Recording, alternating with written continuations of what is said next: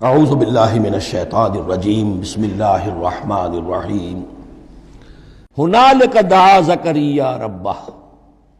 ہنالک یہ بالکل اس طرح سے دیر اینڈ ڈن، جب یہ مشاہدہ ہوا حضرت زکریا کو تو انہوں نے بھی ایک دعا کی اپنے پروردگار سے۔ ہنالک دعا زکریا ربہ رب قال رب ہب لی من لدنک ذریۃ طیبہ، اے اللہ مجھے بھی بڑی کوئی پاکیزہ اولاد عطا کر دے۔ بہت بوڑھے ہو چکے تھے، ان کی اہلیہ جو ہے وہ بھی بہت بوڑھی ہو چکی تھی، ضعیفہ تھی اور ساری عمر بانجھ رہی تھی، لاولد تھے۔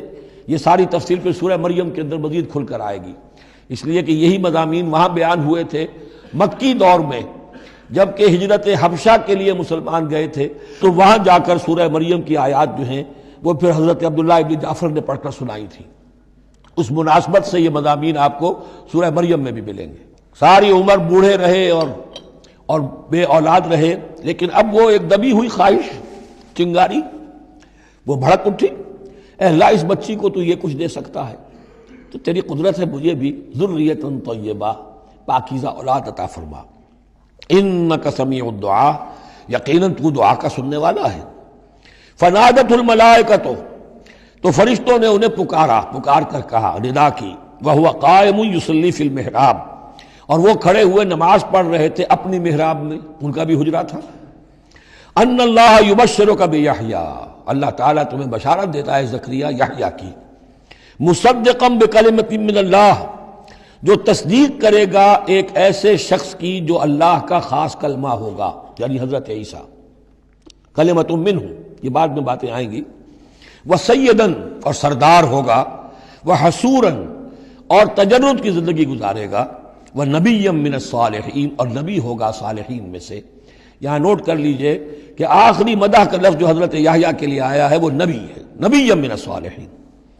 قَالَ رَبِّ أَنَّىٰ يَكُونُ لِي غُلَامٌ، ابھی خود دعا کر رہے تھے لیکن غالباً اس کی بڑی توثیق چاہ رہے ہیں اللہ سے، ری ایشورنس۔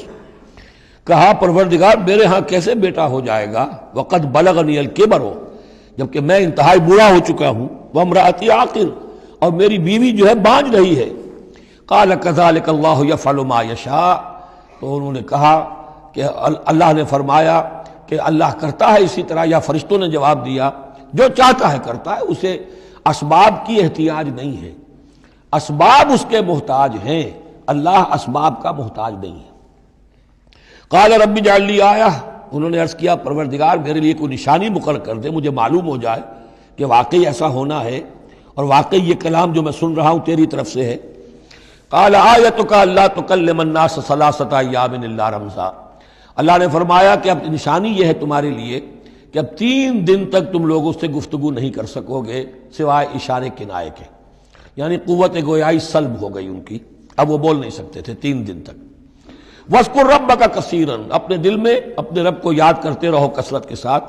وَسَبِّحْ بِالْعَشِيِّ وَالْإِبْكَارِ، اور تسبیح کیا کرو شام کے وقت بھی اور صبح کے وقت بھی۔ صدق اللہ العظیم۔